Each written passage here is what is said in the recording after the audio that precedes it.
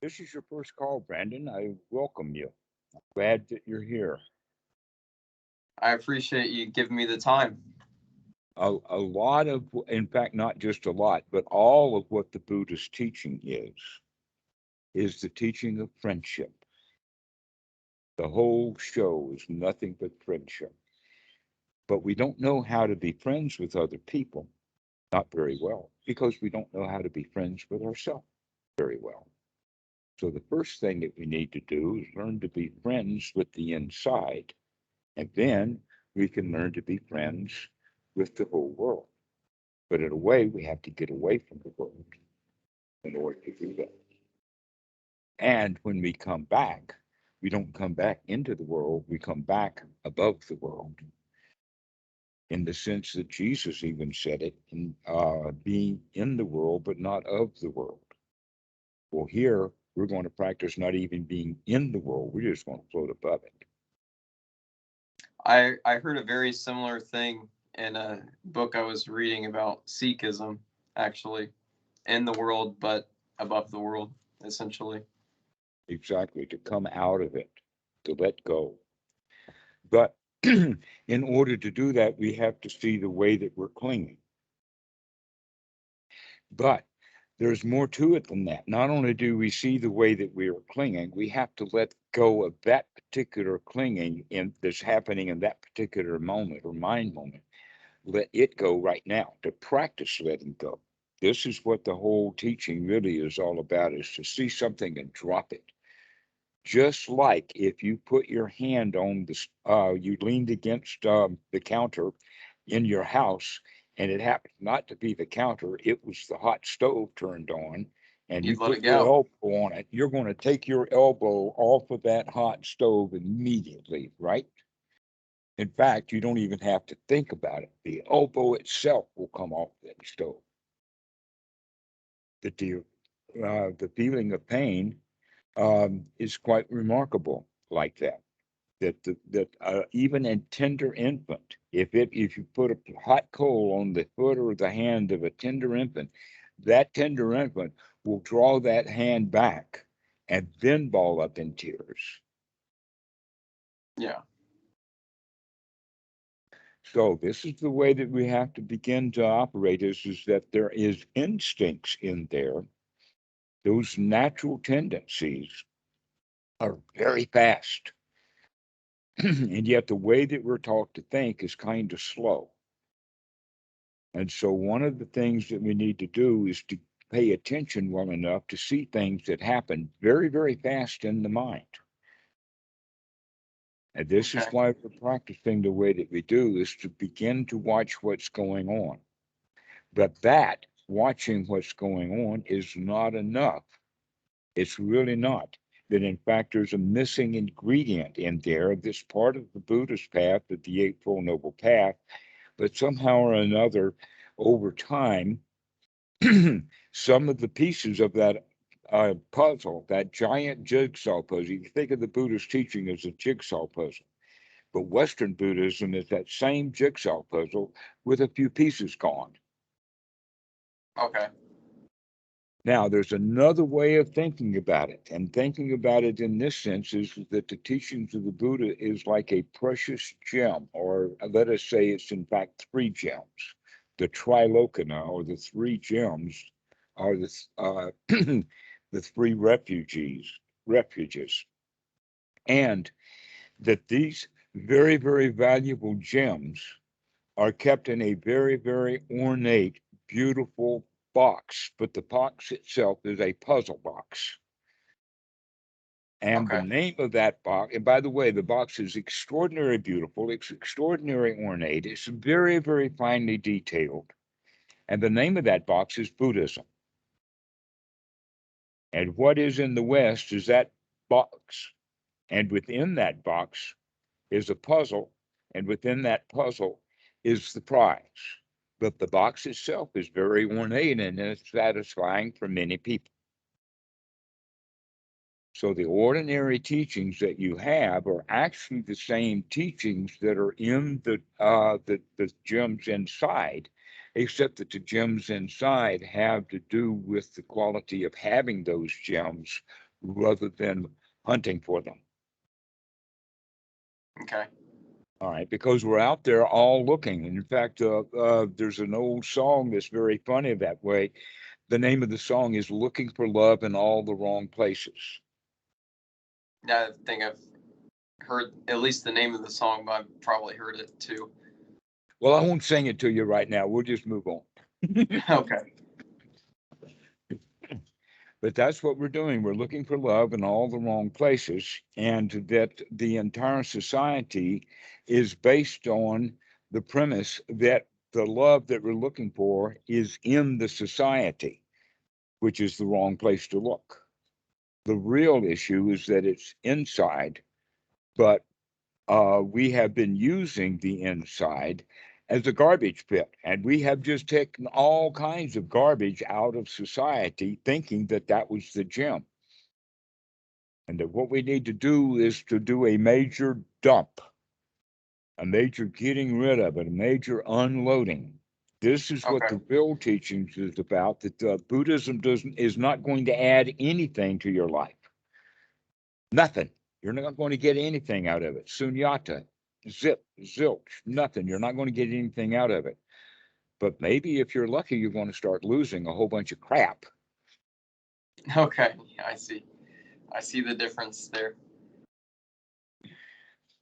And so then that's the issue is that Western people, and therefore Western Buddhism, is going out looking for the goal, looking for the prize, looking for a reason or a rationale or a prize. Right, we're looking for something that we think is someplace else.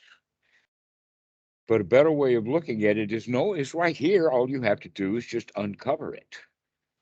And uncovering it means you've got to take a lot of the crap that we've been piling on. I've heard a lot of similar things said or in the whole non-dual sphere, kind of Okay. related to that. All right. So we can think of all of this crap that's piled on in two regards. One is that we can see that that because we're human, we came out of a past. Uh, whether you believe in evolution or not is not the point. The point is that we have things coming out of the past, and that humans would have never survived if they did not know what danger was.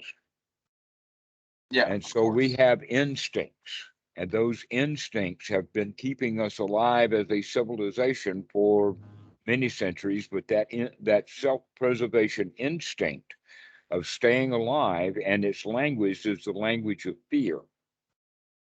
Yeah. And that goes right back to whatever we were way back when. Back to dinosaur times, it was the same issue as survival. Of And course. so Yeah. that winds up then being a major issue. Even when we have a life that is completely safe, we still see things that are safe as a survival issue because we're living our lives instinctively.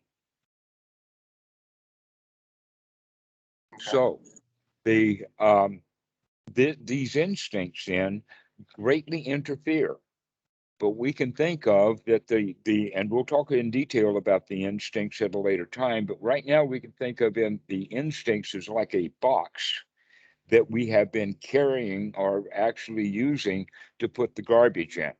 In other words, we have been operating instinctively and listening to the parents and other things around us when we were children, and picking up what they've knowledge that they've got in their instinct box, and then we're putting it into our instinct box and doing things instinctively. So an example of that would be the self-preservation instinct leads then to the nesting instinct. And the nesting instinct means that we want to herd together. And in fact, society's glue is the human's nesting instinct. Okay. And the issue of the nest is that if you're going to be in this nest, you have to follow the rules of this nest. So our little individual child, when he is born and being raised in Western society, has this instinct. And then by the time of 6 or 7, he's told that he's got to go to school and learn to read. And the kid doesn't want to stop playing with his toys. He's having a lot of fun.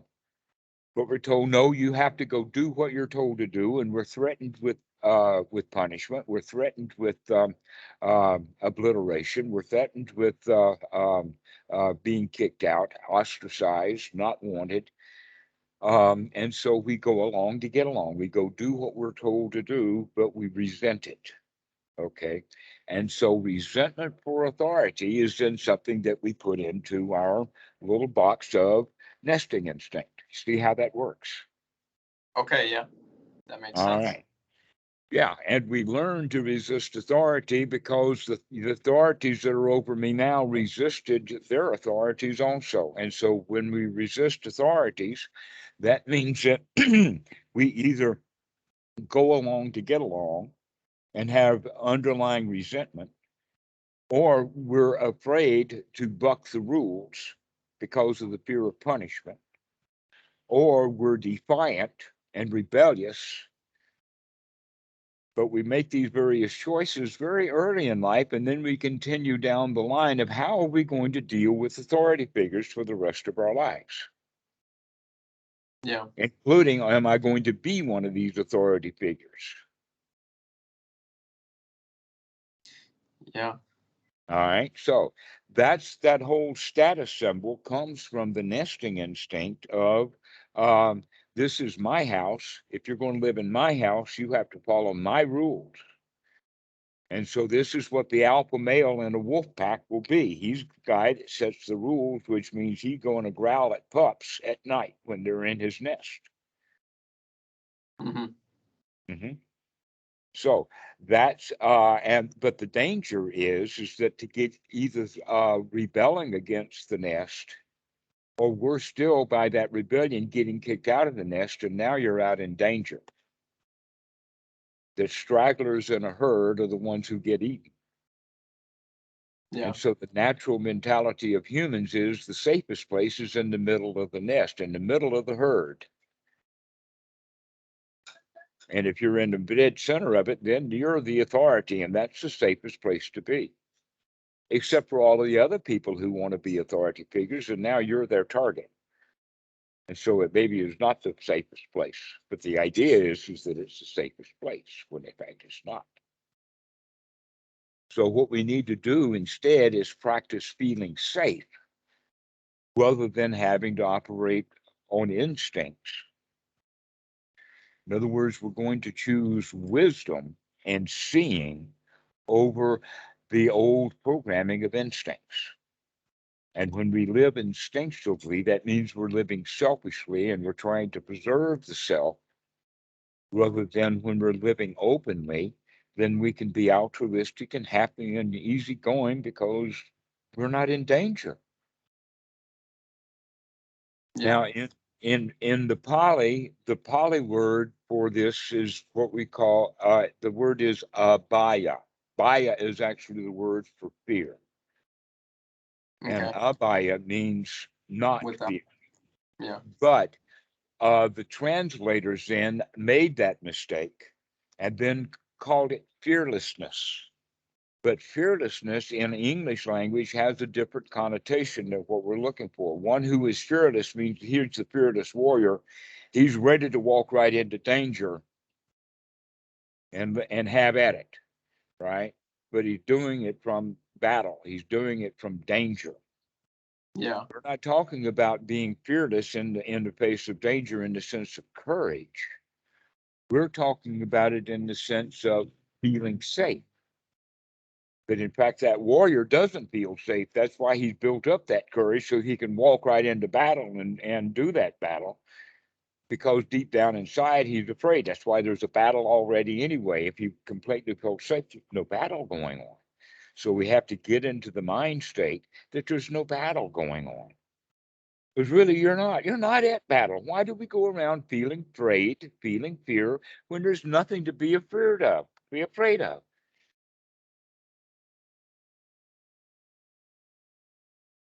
Yeah. It's there's definitely a lot of neuroticism in the world today, and the West is definitely no exception to that. Today, yesterday, last year, 1,000 years ago, Yeah, 2,000 years ago, and maybe in 2022.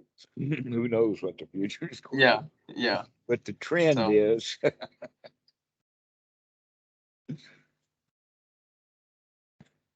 so and yeah, this I is see you see people make a lot of potentially bad decisions when they're in those really hard survival situations, because mhm. it's just really pressing, and it's taxing on you.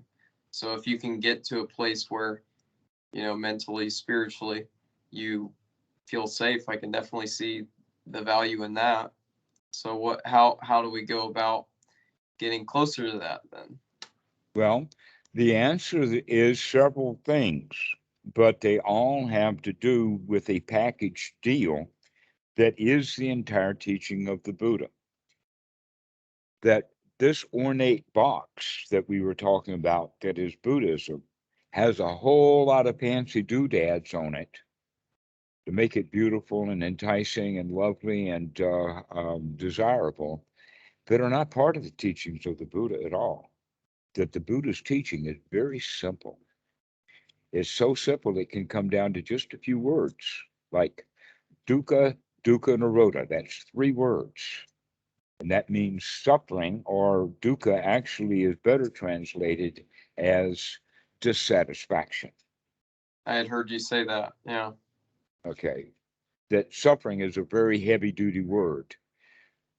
Sounds to me, when you hear real suffering, that sounds like nails and crosses and that kind of stuff. Yeah, exactly. And then it makes people get the impression that, oh, if they do get somewhere here, then you should be able to deal with suffering. They have the idea of, no suffering, or you're free from suffering. And I don't know, that's not, it just doesn't seem like When that. they, but that's part of the grandiosity. You see, Western Buddhism is a very, very ornate, very grandiose box. It's a puzzle box that they don't know how to open. And so they add all of this grandiosity to it. That's just one example of it. Uh, by using the word suffering, because suffering is a grandiose word. And we're just talking about simple dissatisfaction Yeah. as opposed to simple satisfaction. That's the real essence of it, is can you come to a point of being satisfied that you've got enough, that everything is okay, everything is fine, no place to go, nothing to do, no worries, no flurries, no fear, no sorrow, just everything's okay.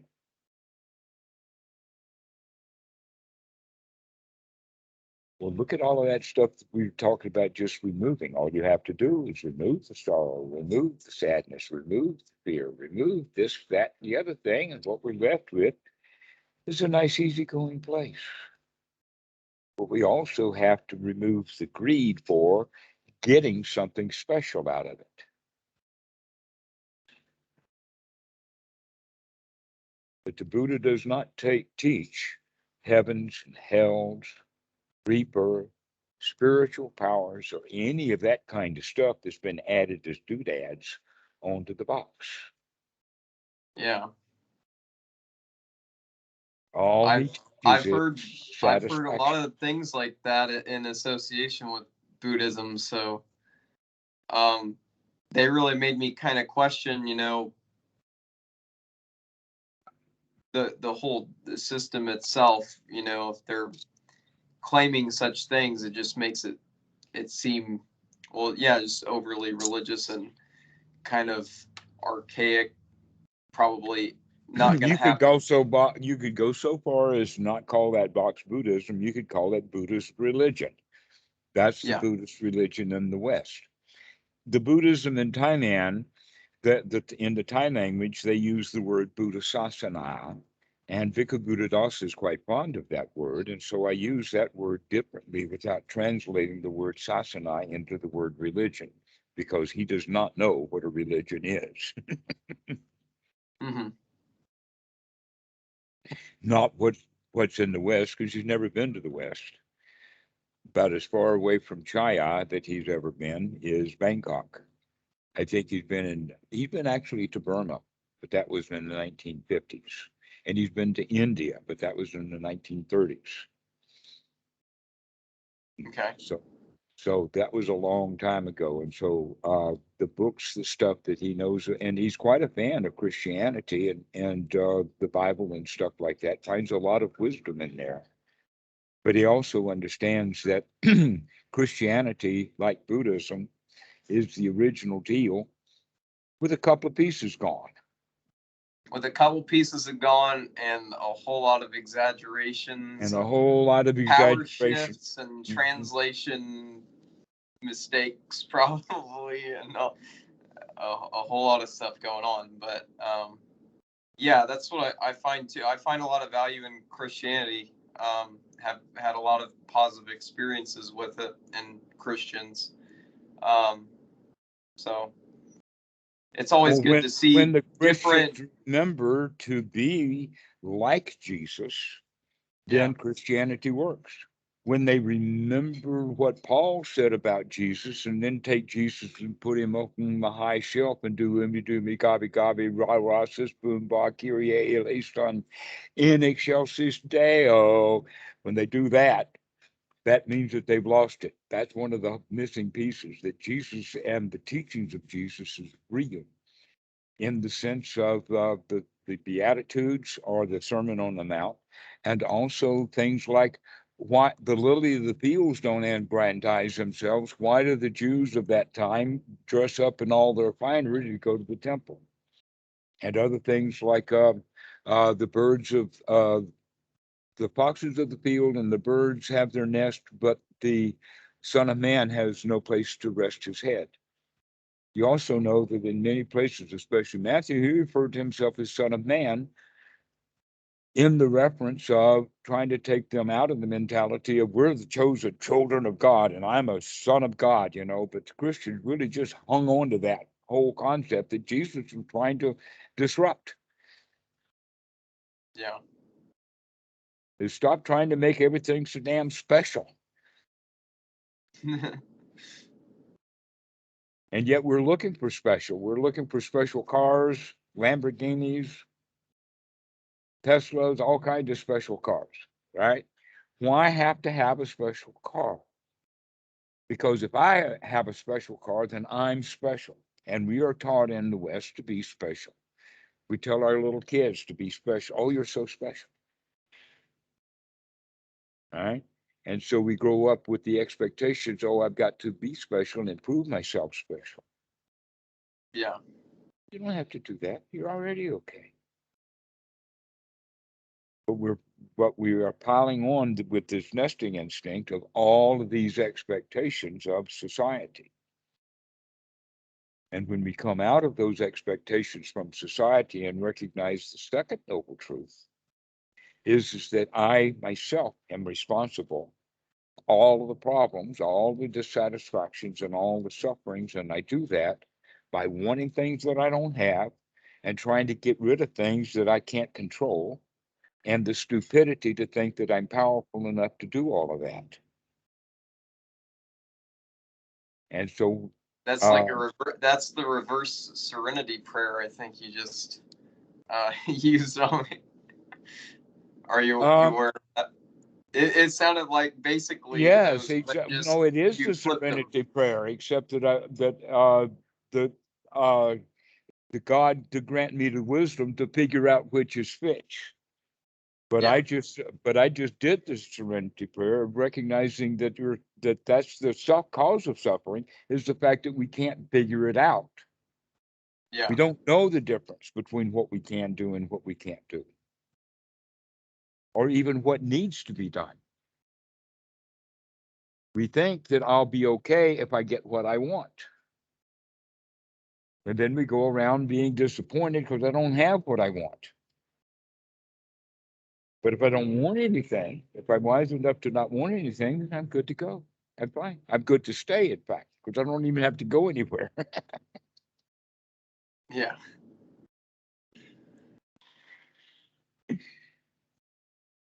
So this is the actual teachings of the Buddha, that we cause our own problems.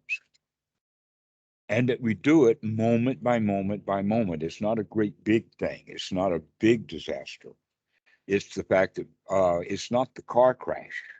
It's the fact that we didn't see things coming. I had a student one time who says that, wow, we're really glad that I woke up because I could see that I had to swerve out of the way of that car to prevent from hitting it and piling on the brakes. And I says, oh, you waited that long to wake up? You could have seen that car in front of you long before. Yeah. You wouldn't have had to have had an emergency stop. You'd have been paying attention to the road.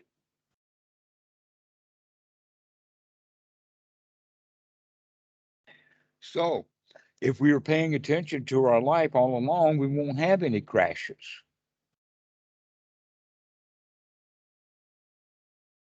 So it's very much about a moment to moment It is very much awareness and a shift. moment to moment of what's going on. Okay. And then in fact, that is so important that the Buddha actually gave himself a name that he used, and it was not Buddha.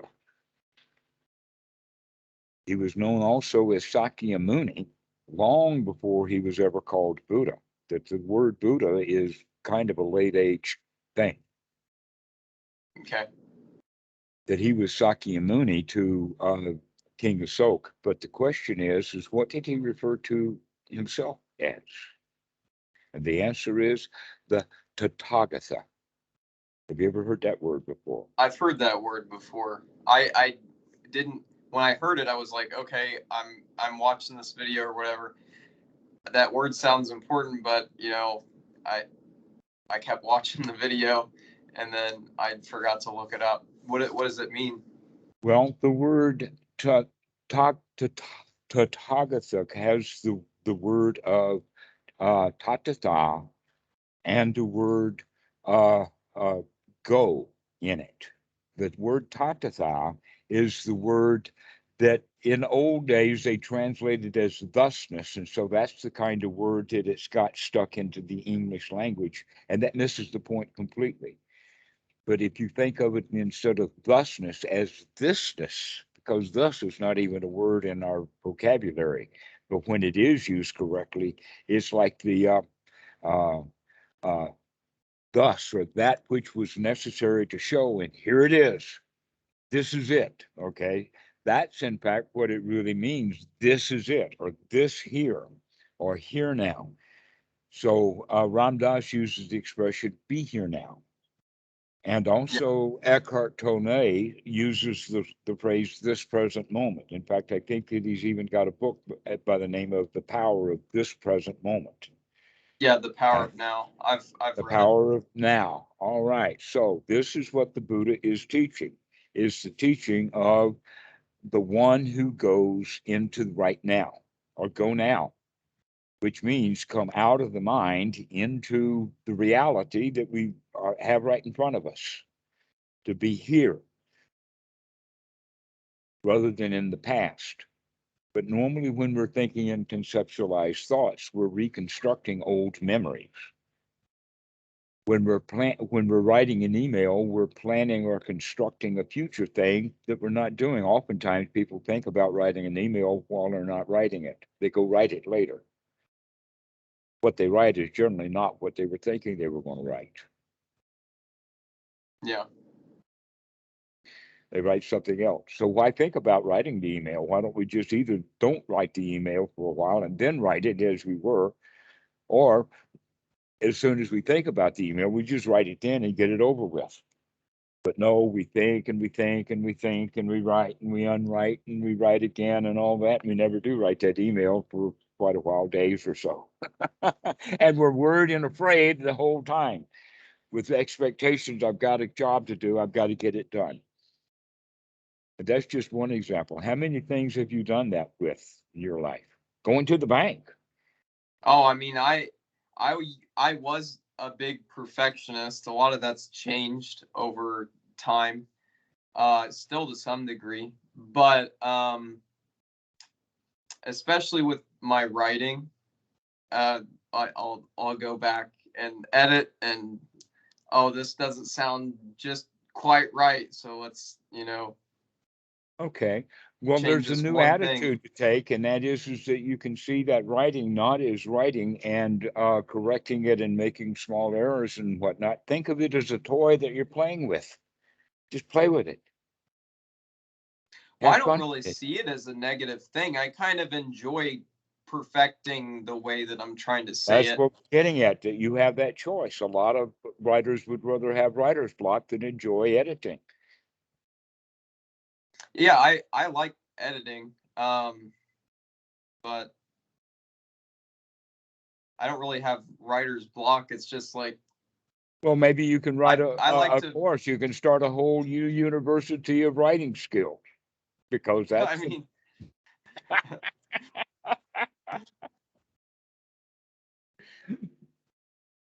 I know what I can. writer's block is. I'm completely blocked, 100%.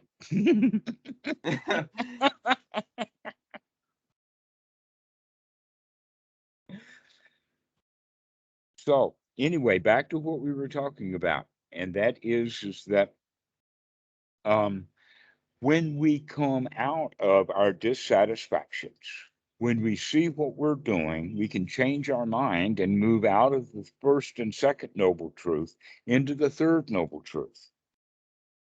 And this is something that's not taught in Western Buddhism, because nobody really recognizes. Everybody's kind of afraid of the third noble truth because they keep thinking they ain't got it, where in fact you can have it anytime you want it. Mhm. Anytime that you're not in dissatisfaction, you can be in satisfaction. And that's what the Buddha teaches, is being free from dissatisfaction in this moment. Not permanently. Permanently is the way Westerners think.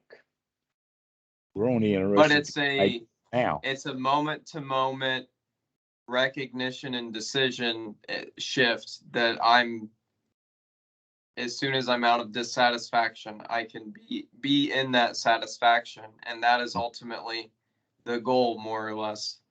Well, Is it's is that? since it's instantly available, it's not a goal. Yeah, yeah. It's like there's the cup of coffee, and you want to drink a sip of coffee. You just take the cup. Doesn't become a goal for you. I mean, you're not thrilled. The cup doesn't become a goal. No, it's just there. It is. You just take it. That's funny. I don't know what. It's funny. That made me laugh more than I expected. Maybe that's the super mundane Dhamma working its wonders. Well, that's the whole point, that we see things as a goal, which means we see something as, in this particular moment in time, I don't have the goal. It's way off there someplace, which means I'm incomplete because I haven't got the goal right now. And so I'm actually in a state of dissatisfaction by having a goal. Yeah. Okay. But instead of making a stupid cliche like the goal is to have no goals, because that's still a goal. Yeah, then you're just in koan And territory, and that's and you can start chasing your tail with that one. In fact, there's a term for it. It's called desiring desirelessness. oh, I've done that plenty of times. Mhm. Right. I've That heard these things. I'm not a stranger to them. well, then the thing that we need to do now is to be on guard to look for that stuff, so that whenever it comes up, we can say, "Hey, I don't need that right now." And we can do that throughout the day, any time of the day, we can make that choice. Am I either going to react to this and do the same things that I've always done, or am I going to make a choice about how I think and how I feel about it? That this is the whole teaching of karma as far as the Buddha is concerned, and the way that Buddhadasa has it. But the Buddhist world, the Western Buddhist world, has a very Hindu idea of karma, karma vipaka, or in the sense of, you've heard it like this. If you do good action, you'll get good results. If you do a bad action, you'll get a bad results. Okay. Is that true Yeah. or not? Okay. There's some, it is mostly true on the surface at least. But the problem is when they add a third line to that poem, and the third The line other is lives, no matter what, or no matter what. Okay. no matter what, which is not true. That generally a good action will give a good result and a bad action will give a bad result. But who's to determine, or how is it determined that an action is good? That in fact, the way that Western world looks in the sense of cause and effect, and I assume the Buddha did too, is we determine that an act was good because of the results. You invest in the stock market and the stock goes up and you sell it. Then that buying of that stock was a good move. But if you buy a stock and it goes down and you sell it, or even if while it's going down, you feel bad because you think that that was a bad move, giving a bad result. Well, Hmm. actually, it was the result that we were looking at. It was a bad result. We didn't know when we made that move or when we bought that stock whether it was going to go up or not. It was just hope. In fact, we were starting with greed by buying that stock. And when it goes up, we think it was a good move. And when it goes down, we think it was a bad move. So was it a good move in the beginning? And the way that it's stated is good action gives good results, but we don't even know what a good action is. We have to wait for the results to find out what the action was. But the action by itself is undetermined because we've got an idea of what we want to be the result. We've got a plan. We've got a hope. We hope the stock goes up. Then it was a good move. And we don't want it to go down. And if it does, then it was a bad move. Okay. There's another possibility with that. And that is that imagine that you're at a, let us say, a tournament, the World Series or the Super Bowl or something like that.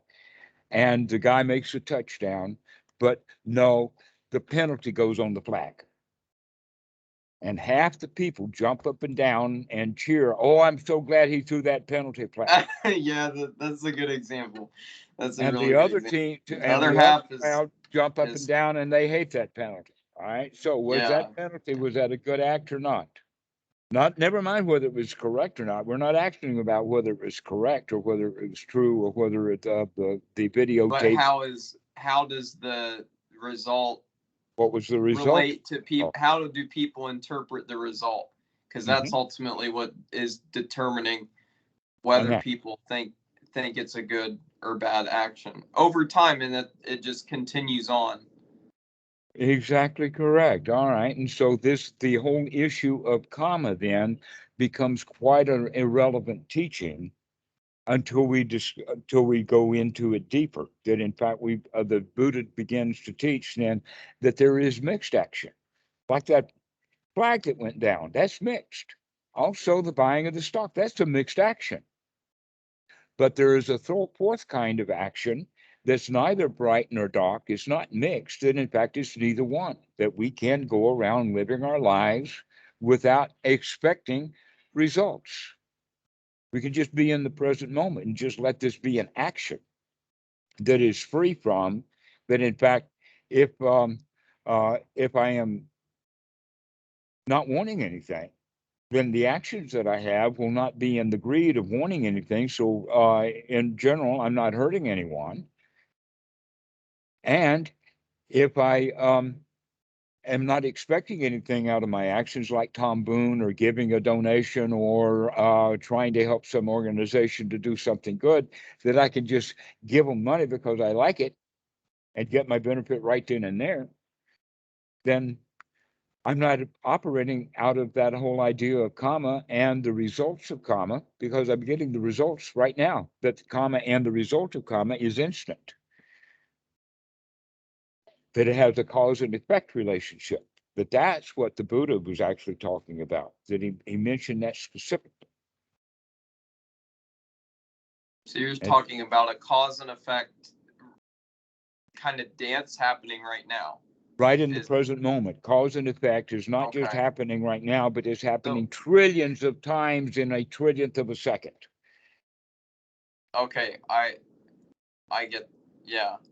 That makes me think about something that just something that came to me one day. I just thought this process of spiritual development or enlightenment, it ultimately felt to me to say that you're closer to a noun, or sorry, you're closer to a verb than a noun, and that's like you're losing that self, the self Right. view and preservation. Exactly. And then you become this process, and you're just kind of doing this dance, and you get so attuned to it that the past, it's not even really in consideration, neither is the future. It's just this is so immediate, and the more you're in that, the less problems there are generally. I mean, you Right. can have problems in that Well, in a here's a present way moment, of, probably, but if you're not watching where you're going, yeah, but a way that you're expressing it can be also expressed this way, that life is not a march, it's a waltz. yeah, And when we think of it as a march, that means that we're going someplace. To where in a waltz, we're just having fun. We're just dancing around. uh-huh. Yeah. That there really is no place to go. We're just having fun here. Yeah, I forget who it was, but someone asked a master from some tradition, what's the purpose of life, or the spiritual path? And he just says, to play. That's all he said. Mm-hmm.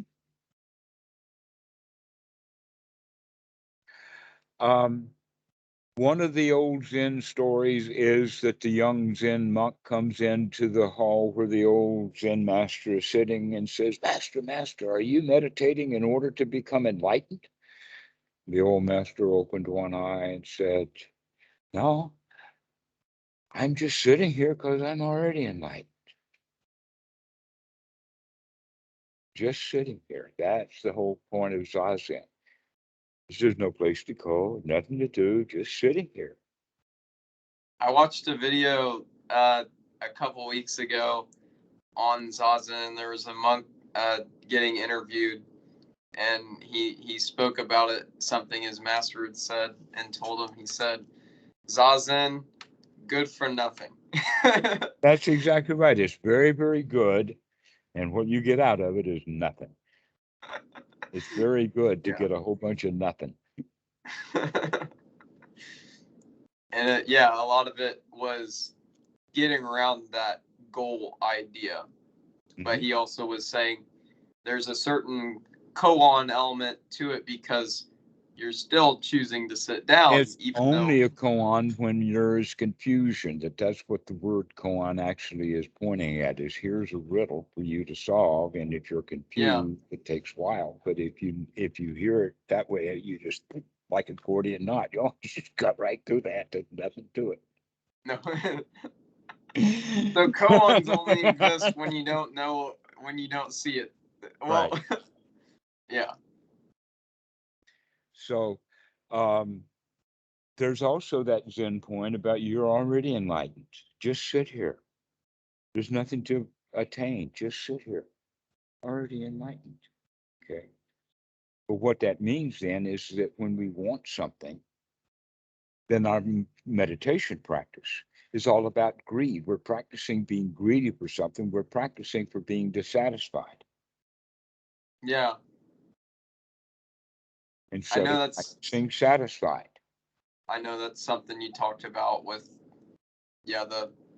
especially, the, like, the four path model, and that sets you up for that type of Right. thing.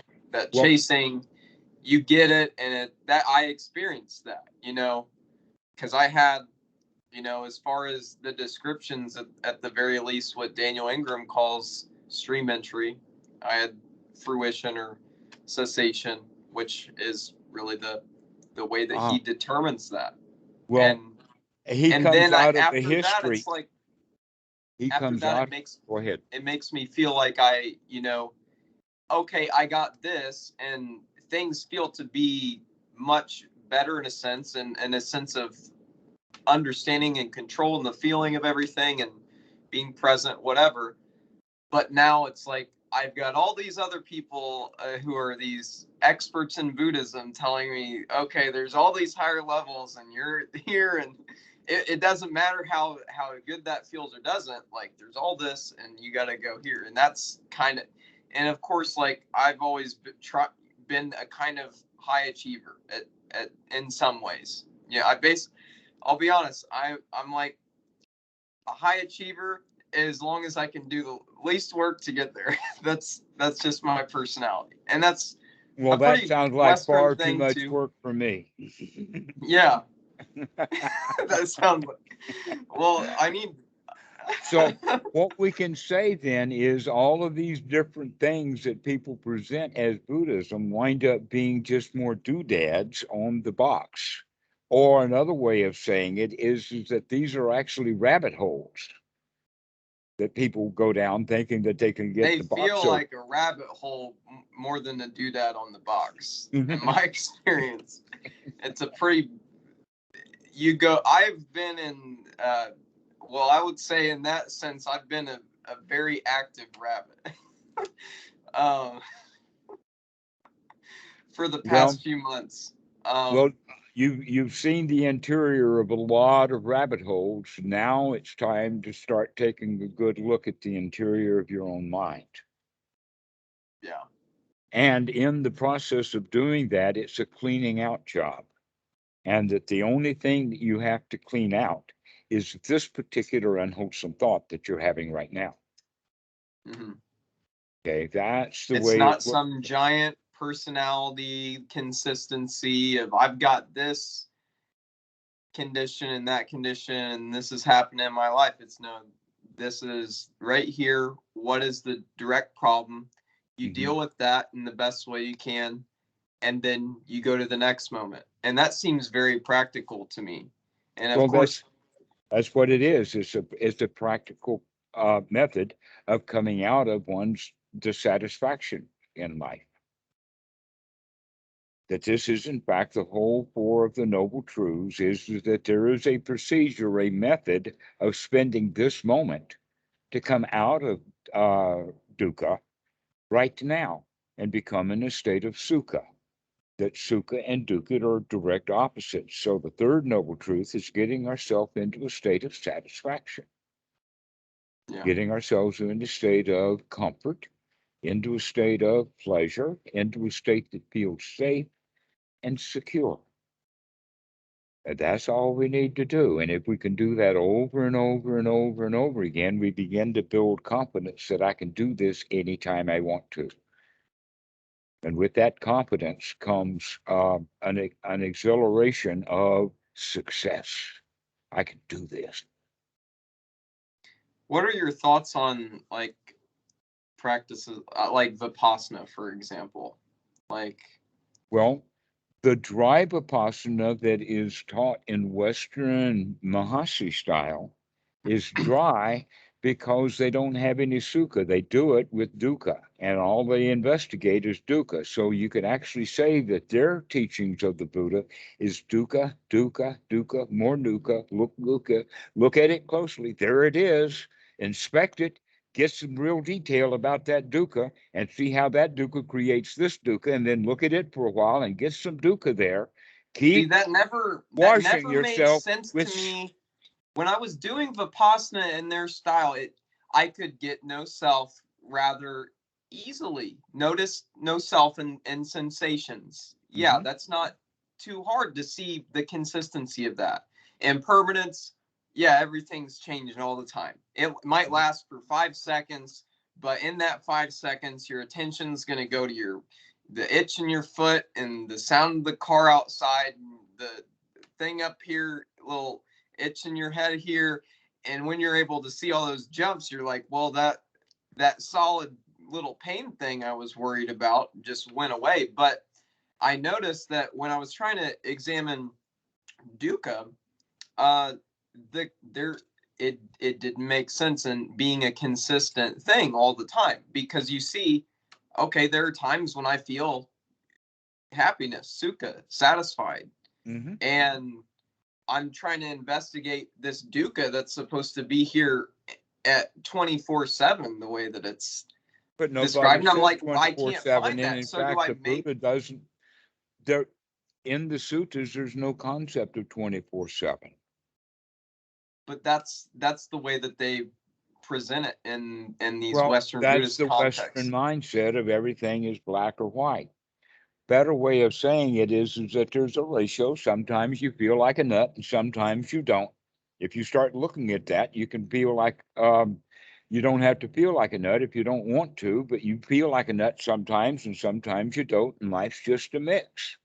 It's up and down, and we're not cognizant of the upping and the downing. All we're cognizant of is that we don't like it when it goes down, and we do like it when it goes up, rather than Yeah. recognizing that we're in a cycle of samsara and it keeps going up and going down, and whether I like it or not is my choice. Mm-hmm. And so another way of talking about the teaching is that we can actually define the teachings of the Buddha down to just one word in several cases. One would be choice. If you recognize in this particular instant that you have a choice about how you're going to spend this particular instant, then that can, and you remember that you have a choice. And in fact, you take the big choice that I can make the choice anytime I want to make the choice. Then that's the entire teaching of the Buddha. You got a choice about whether you're going to feel dissatisfied or not. That's a pretty liberating concept just in itself, put really simply in a way that I've not heard in all this other stuff I've been looking at. It's, you've got a choice in how you feel. Mm-hmm. It's that simple, and you got that, and you have that choice right now, and that's always where you make the decision, is in the right now. Right. Well, you've always had the choice, but we are so deeply ingrained in the habits that we've had that it's hard to recognize, because we've made the same choice over and over again, that we have a new choice to make. That in fact, our choices that we've been making have turned out to be not choices, they wind up being habits. Mm-hmm.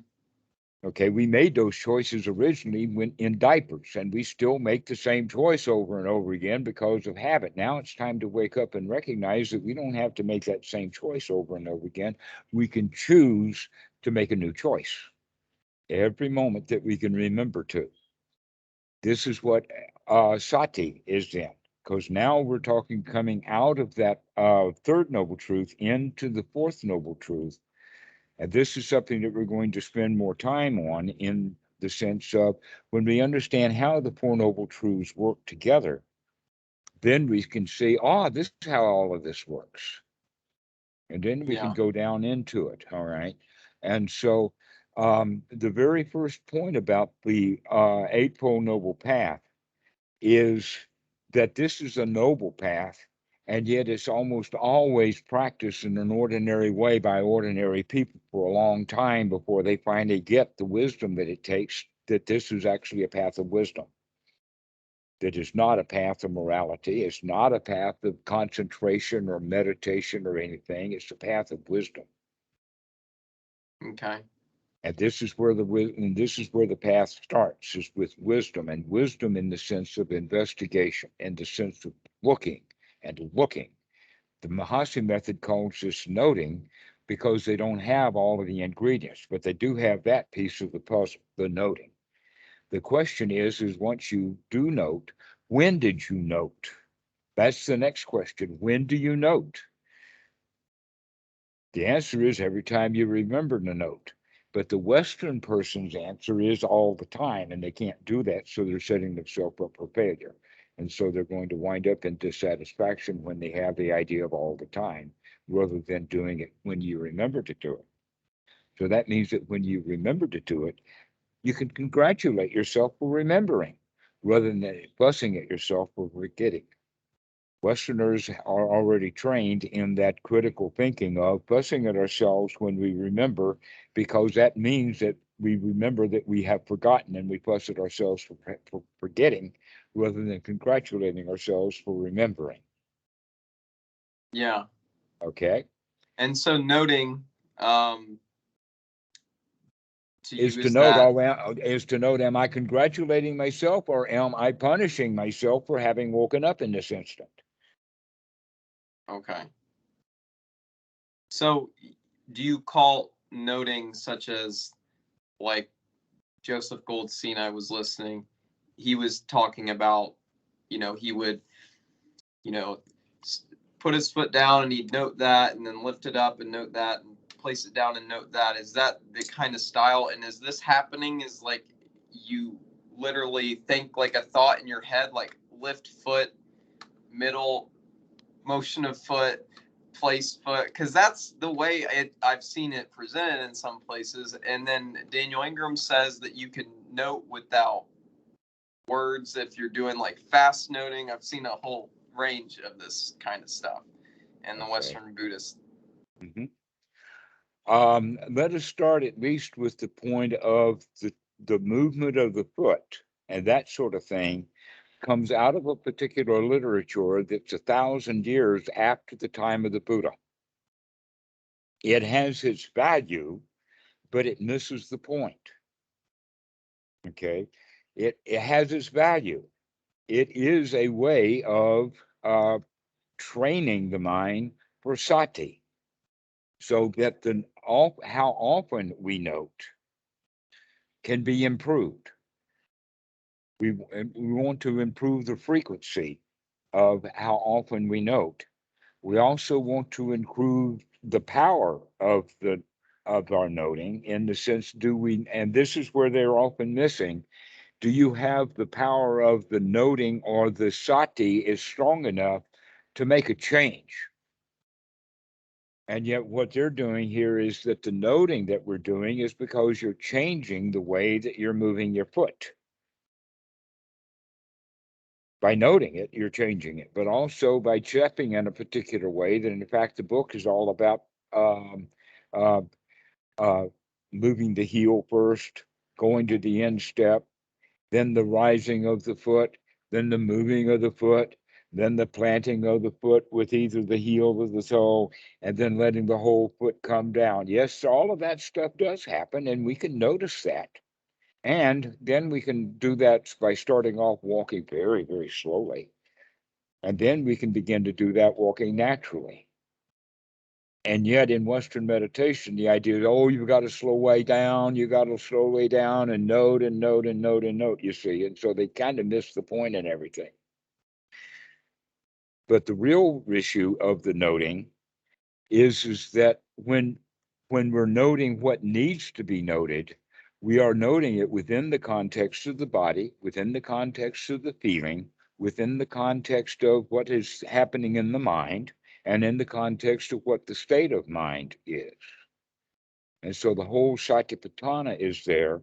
And this one little piece of it, of watching the foot, now has become what you understand about the sati, or the waking up, or this whole practice.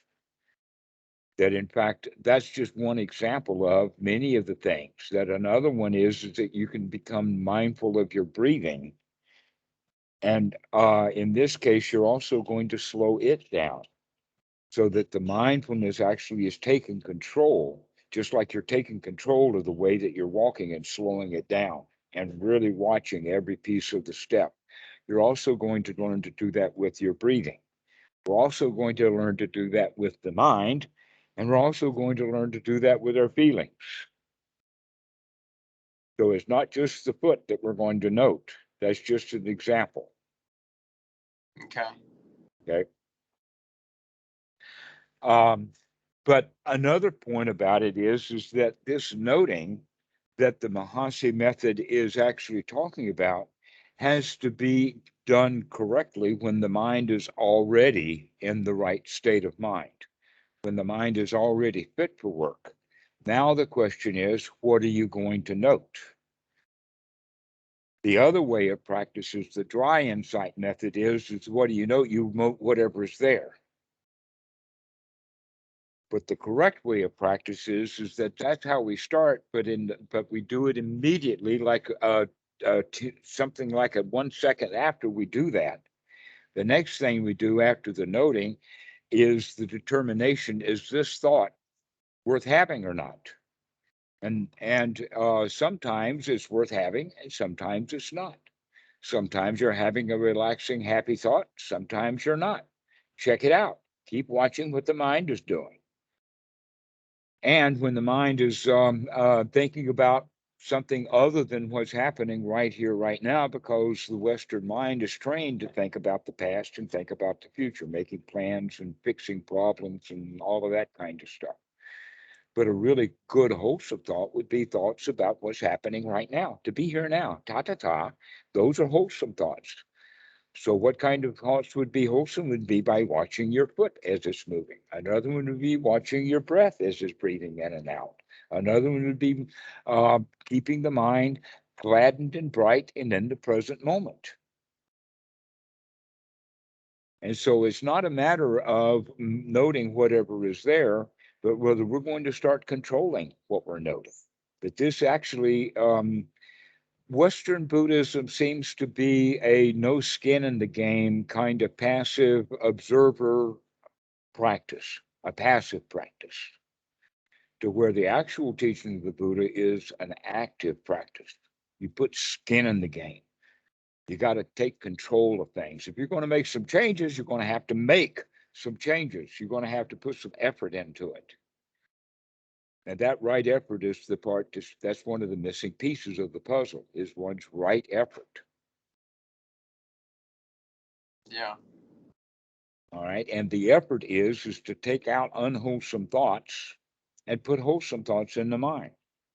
The first job that we need to do is remove the hindrances, to remove the restless mind, to remove the worries from the mind, to remove all the doubts from the mind, to remove all of the duties of the mind, like I got to go do this and I got to go do that.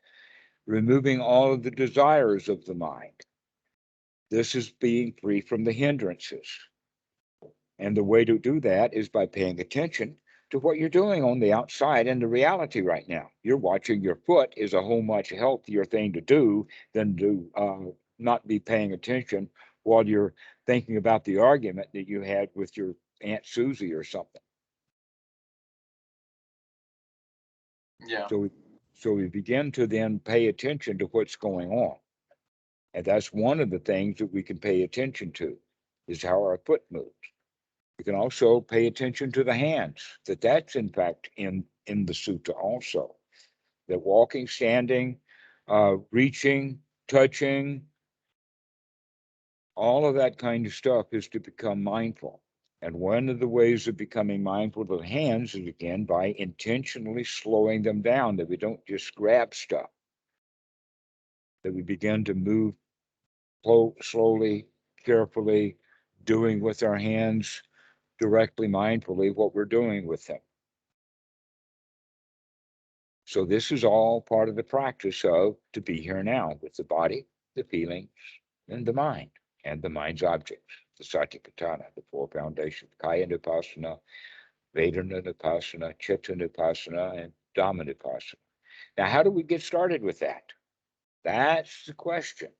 Is it, well, it's actually a sequence of events that happen in the mind. A lot of people think that all the Satipatthana and Anapanasati's practice of the Satipatthana is a great big thing. And that I have to practice for years this, and then years that, and then years that other stuff, to where in fact the whole body, mind, feeling complex goes into the meditation hall with you. You can't leave the mind and the feelings in the bed and take the body in to the meditation hall. You got to take it all in, because we're going to operate with all of it within a few seconds of each other. There's kind of a sequence that we're going to go into, and this sequence is done according to the Eightfold Noble Path. of investigating what's going on, remembering to investigate what's going on, most specifically the mind, and then we change the mind from an unwholesome thought to a wholesome thought, and then congratulate ourselves for changing it, or we congratulate ourselves for the fact that it was already a wholesome thought. But in both cases, we congratulate ourselves for a job well done. The mind in this thought is now in a wholesome state. One of the ways that I tell the students is that you have spent your whole life talking yourself into feeling bad. And now it's time to talk yourself into feeling good. Yeah, And, I like that. and It's a much different approach than that constant seeking. I need to be this or that to be that ultimate happy level. No, it's so this is the practice then of Anapanasati, is to remember sati, to wake up and to look at what the mind is doing and then gladden the mind. That's one's right effort, is to gladden the mind, perk the mind up. There's many different ways to do this. Next time when you call, we'll talk about the various ways of gladdening the mind and what are wholesome and unwholesome thoughts. But you're pretty good at already. You can determine whether a thought is wholesome or not if you inspect it, if you see it. And so once we see that thought, now we change it into a wholesome thought. And the wholesome thought has to do with the fact that I do feel safe. I don't have to feel afraid. I can feel safe right now. It's not dangerous. I can have a wholesome thought if I'm comfortable. I don't have to sit long time before my knees hurt and my back hurts, and this is meditation kind of painful sitting postures, but rather maintain comfort. Make sure that you're comfortable. Because if you're not comfortable, you're not going to be able to be satisfied. If you don't feel safe and secure, you can't feel satisfied. So safety, security, and comfort are prerequisites for feeling satisfaction. And this feeling of safety, security, comfort, and satisfaction is actually the technical definition of the word sukha, which is exactly opposite of the word dukkha, which is unsatisfactory. And now we're making the moment satisfying. We're making it satisfactory right this very moment with only 3 out of the Eightfold Noble Path, only the first 3, and we're already in the third noble truth. There's a path out of suffering, and that's not necessarily by viewing everything as suffering all the time. in the Exactly. Dukkha Vipassana style. That's another issue, is the word path, because when we hear the word path, we automatically think of it as a path or a way or a trail or a highway or a destination. Here to there. Here to there. In fact, that's just a bad translation of the word maga. Means it means like method or a way of doing things. The example that I use is that there is a door and you want to go into the house. You want to open the door. There's a simple procedure. You put the key in, you turn the lock, you turn the handle, and you push the door open. That's all there is to it. There's not much of desires and dissatisfactions in getting the door open if you can open it. Now, if you try to turn the key and it won't work, it's the wrong key, or the door is stuck, now you're in a state of dissatisfaction because you wanted to open the door and you can't.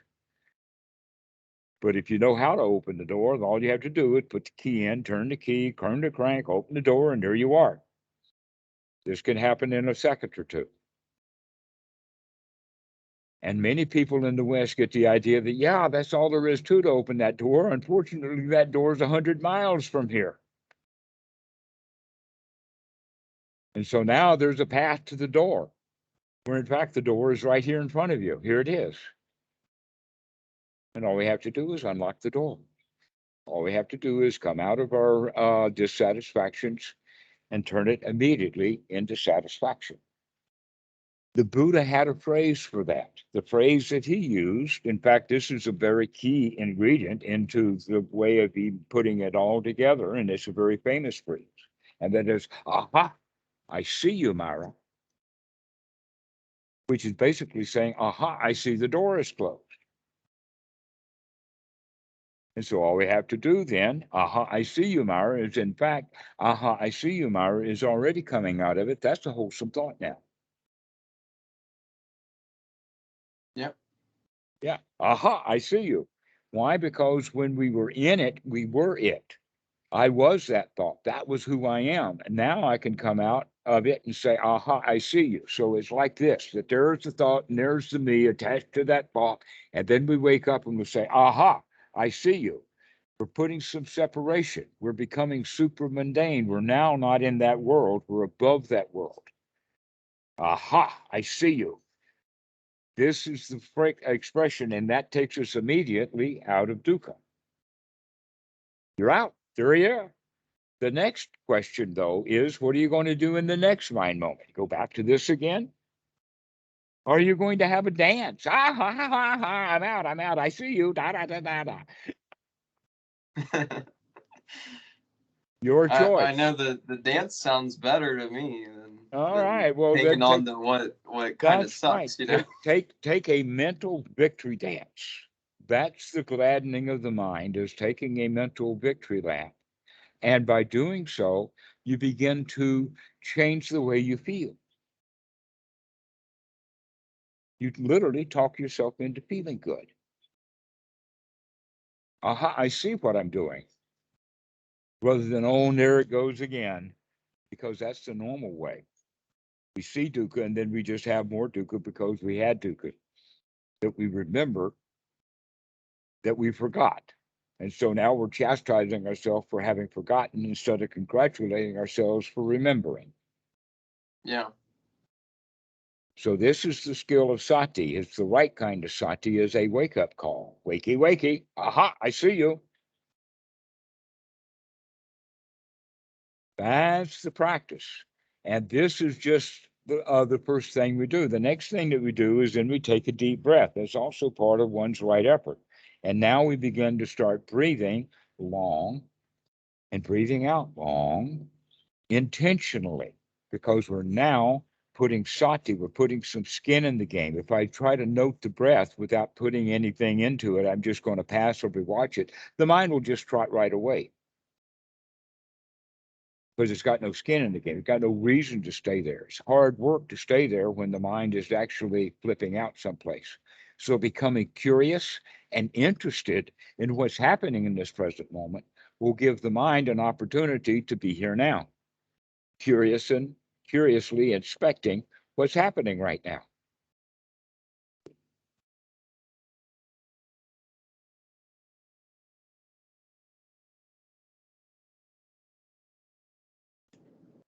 Yeah, I mean, at least like entering that for, several seconds.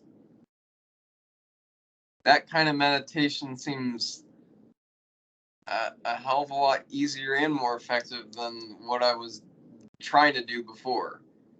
Well, I've only added a couple of missing pieces. You already knew Yeah, much. really. Because what I was doing before was still doing a lot of stuff. I mean, it wasn't it wasn't like a toy gun. You were It was setting yourself up. like a musket or something instead of a machine gun.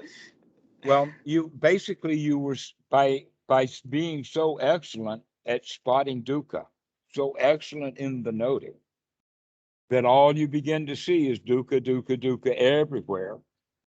But here we're taking exactly the opposite. As soon as we see the dukkha, we're throwing it out. As soon as we see the unwholesome thought, we're throwing it out and coming into the here now immediately and getting instant, immediate results. And we begin to like it. Yeah. But here we're liking something that we have rather than liking something that we want to have. Big difference. Big difference. And so we become satisfied with this present moment is good enough. This is what we need to practice, is practice that this is okay. What's happening right now is all right. Because if it's not all right, then that means that you're giving yourself a lot of work to do for nothing.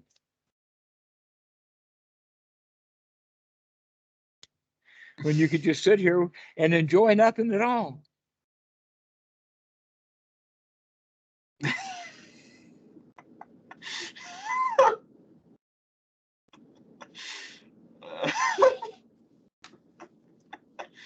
Uh, And so there's no place to go and nothing to do. And the spring comes and the grass grows by itself. Doesn't need our help. We can just sit here. Everything's okay. Everything's easy peasy. Everything is gushy. Everything is warm and fuzzy. And we begin to nurture ourselves. Everything's okay. Everything's fine. Not a care in the world. Not a worry. No dangers. No expectations. At this present moment is just nice. And this is how we practice. Just getting ourselves into a nice, happy state. And then learning to begin to maintain that, as well as building the skill of maintaining that. We're also building and maintaining and expanding the confidence that we have that we can do this. That this is my practice. It's satisfying. And with then becomes the attitude, I can do this. I can do yeah, I the mean, just being on the call with you this far, I've gone from feeling like meditation is like almost impossible and I'm going to do all these other spiritual methods. And it's not to say that I'm going to stop doing those now, but I felt like I had to go everywhere else other than meditation because it was just something I couldn't handle. Like just sitting down and and and being with it. I could do it for maybe, I don't know, 15-30 minutes. The longer it goes, it just got worse and worse usually. Because what would happen is I would do, like Vipassana or something, and I would get some type of positive result and it would feel good. And then, for example, one thing they're telling you to actively look at if a bliss sensation comes up, which happens to me, all the time. If some big bliss sensation comes up, or bliss running down your leg and the side of your body or in your head or whatever, you look at it with this Dukkha lens, like I'm trying to see how this beautiful bliss right now that I'm experiencing is dissatisfactory because it's impermanent. And then I'm automatically looking into the future and the past to even have that impermanent thought to tie in that it's going to be dissatisfactory, because the truth of the thing is it's not dissatisfactory in that moment.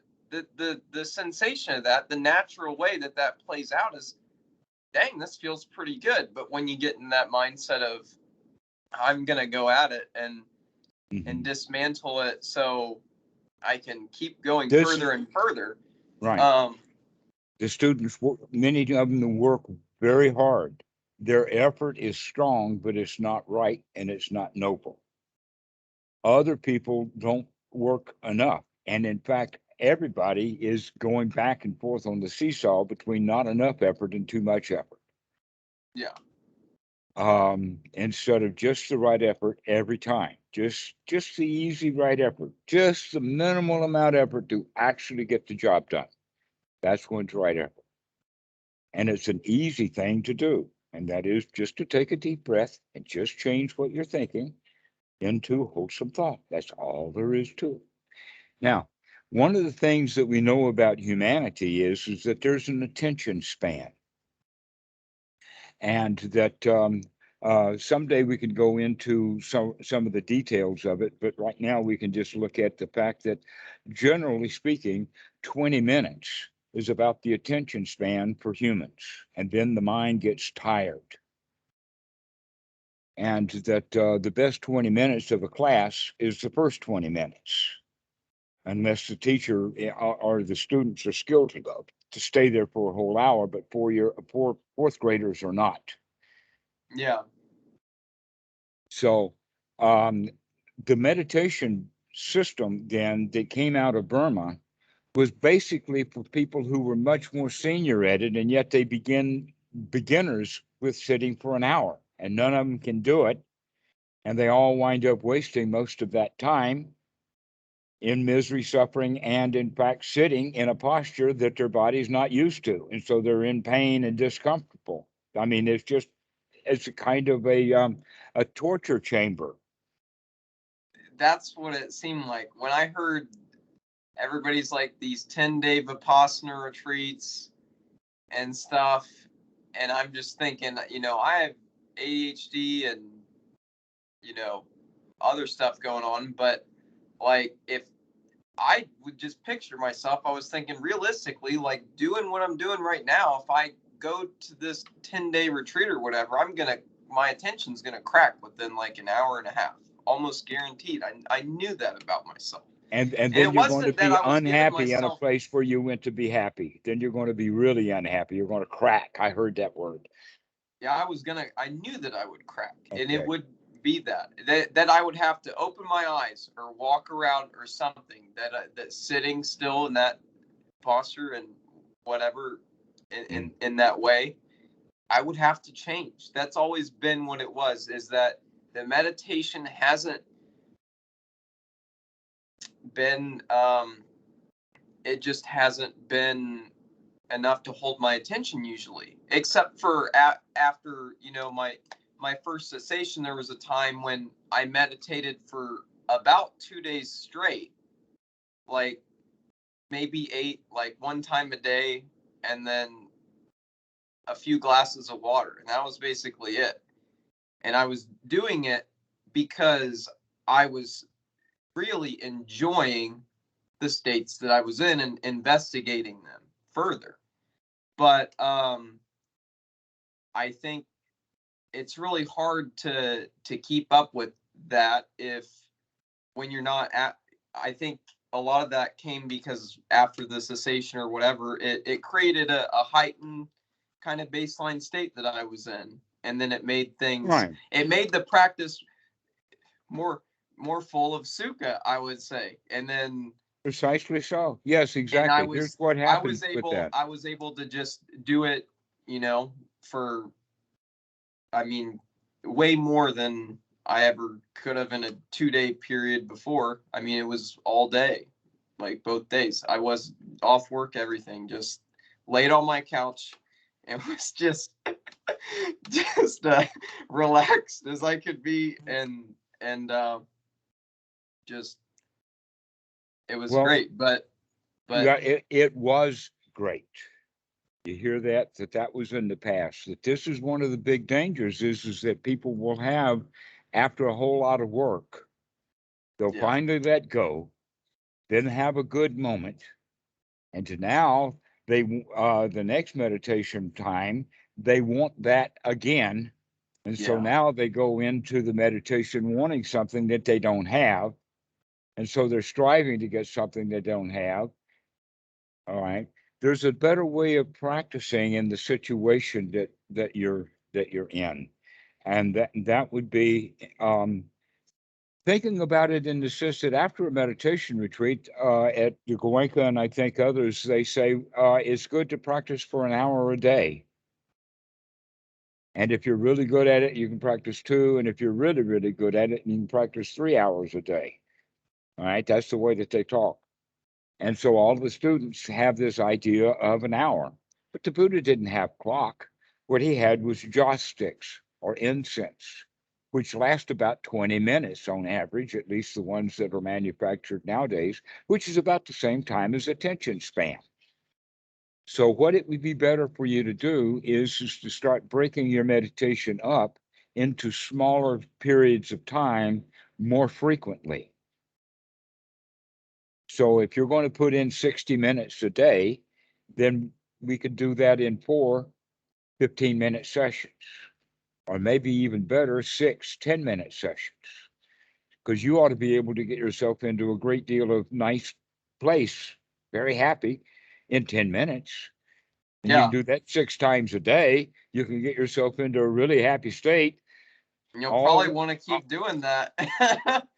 okay, so this is the way to practice, is to get yourself into a really good state often, to get away from it all, close your eyes, get yourself into a nice, comfortable posture, and start watching the mind, cleaning it out, and start gladdening the mind and giving yourself some nurturing thoughts. Everything's okay right now. I don't have to do anything. For the next 8 or 9 minutes, I don't go anywhere. I'm just going to sit here and chill. Just chill, baby, chill. Relax, easy going, no place to go, and nothing to do. It's that whole point about chill, baby, chill, is the actual definition of nibbana. And yet we have made it magical, like the word enlightenment or arahat or stream entry. We just put those things way up there with some plastic Jesus.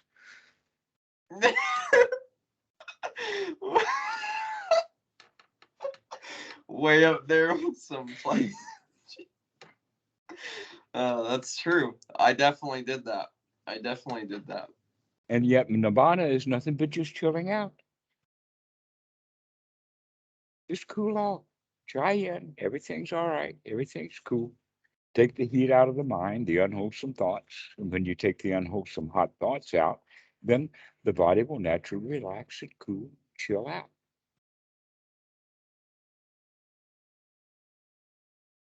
So this is the basic of, or the understanding of it.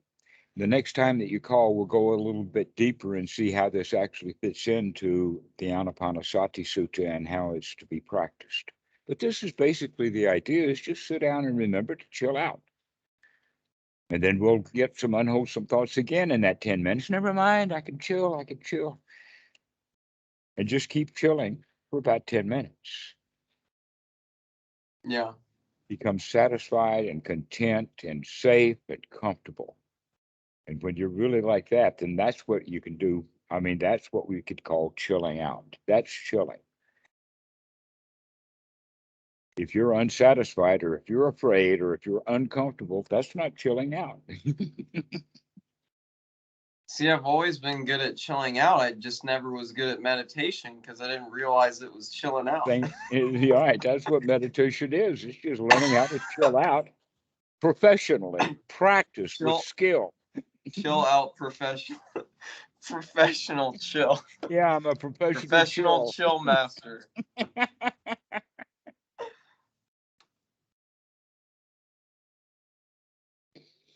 Okay.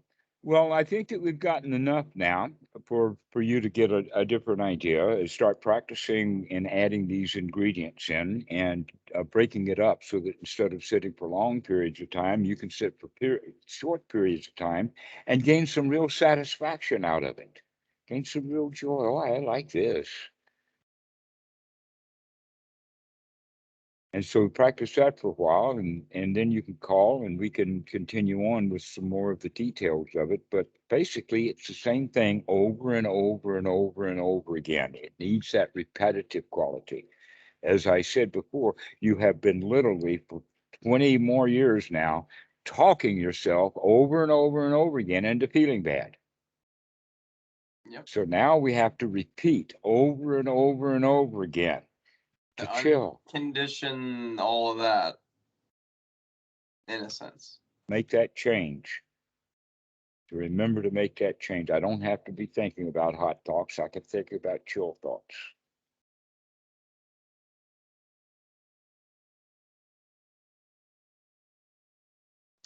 Well, I think that, I mean, that seems very helpful. I can see it's probably going to make things a lot easier to actually start. Well, that's the whole point, is making your life easy peasy. Why do you have to have so much work and hard and try and all that kind of language when we can just say, yeah, I've got that. Yeah.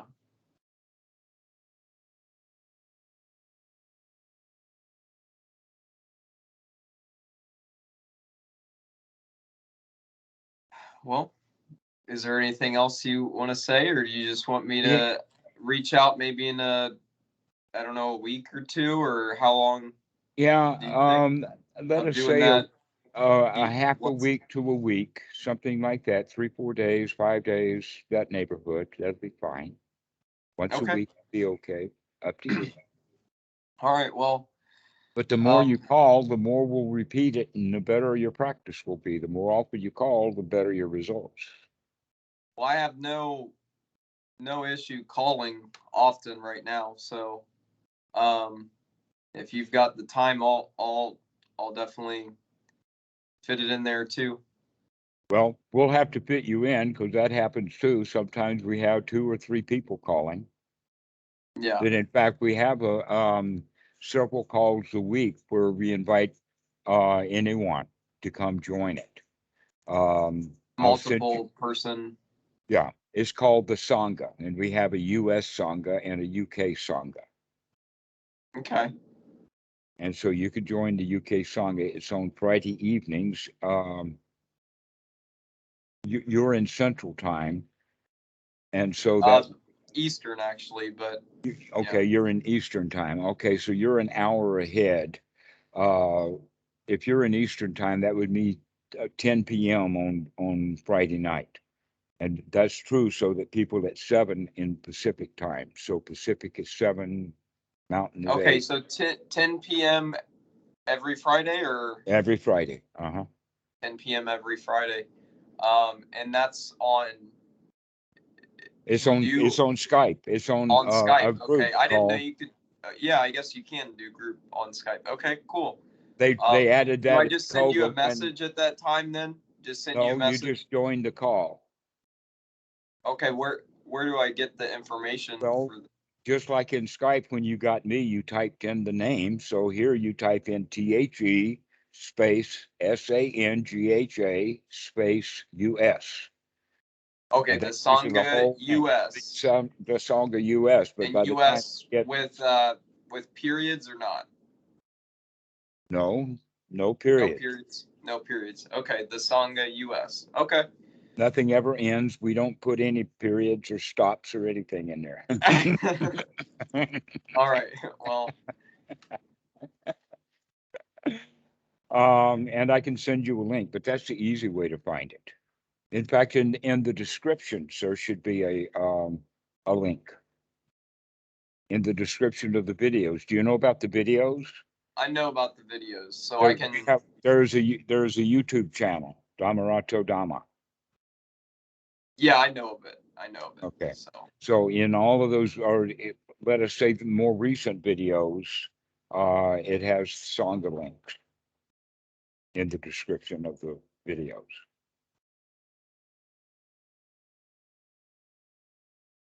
all right. Well, um, that sounds good. Like at least 2 times a week that I can be exposed to Hmm?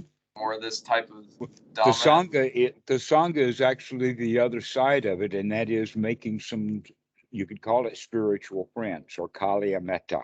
I have It's really just, been trying to do that myself. I'm active on a certain forum where there are a lot of seekers that go there. Um, they're mostly Western, so that's why we call them seekers, right?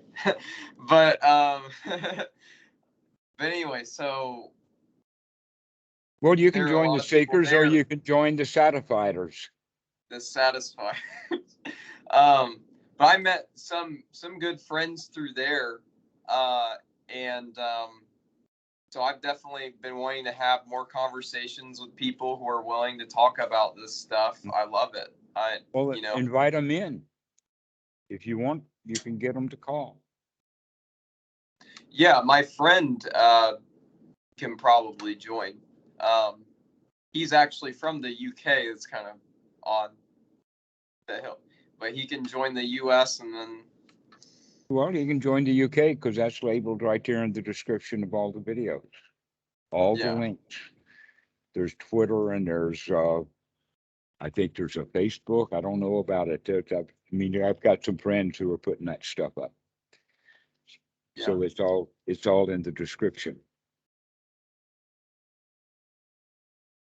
Sweet. Well, I think I've got my work cut out for me. So, Well, you've got some. I didn't give you any work to do. You I didn't gave give you me some work. toy. I gave you some toys to play with. You gave me some toys to play with. Be Well, precise basically, with how you say things, right? yes, yes. That's the way that I play, as I listen. All right. Well, I appreciate it a lot. Brendan, welcome. I'm glad to make friends with you. That's what this is all about, is friendship. Yeah.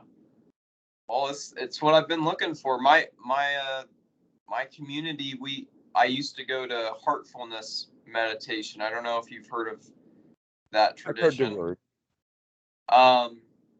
So I would go to those meditations, and then when the pandemic hit, the group just split up, and then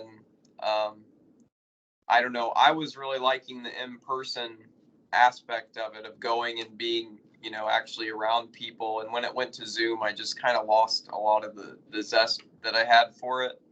Yes, it seems to be with Zoom that it always needs an additional piece of software, most likely to be emails, that nobody can do anything with Zoom alone. To where with Skype, we can do everything in Skype. Yeah. But that not only do we do the calls on the Sangha US and the Sangha UK, but also people post things that they've seen, issues that they've got. It's just a community of noble friends. Yeah. So you can go and review some of the stuff that you've seen on the Skype list. When you finish Skype, you can go search for the Sangha. Yeah, I'll definitely do that. Okay, Brandon, we'll see you in a few days then. All right. Well, I'll definitely keep in touch. Excellent. We made it to 2 hours. So. All righty. Well, we'll see you. All right. Thanks.